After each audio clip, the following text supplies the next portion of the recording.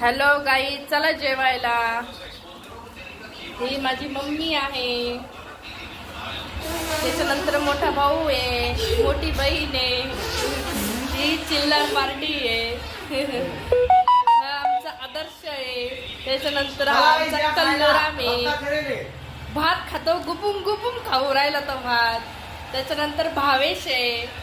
भावेश हाय कर बेटा, हाय कर, हाय. हा तांब्या घेऊन लपू राहिला. भाकरी खायला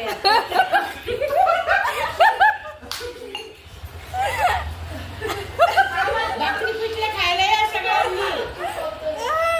मामा भावेश काय मामा मामा भावेश काय मामा नाही बघा, भेटलं भाकरी खायला या, आमच्या घरी जेवायला या.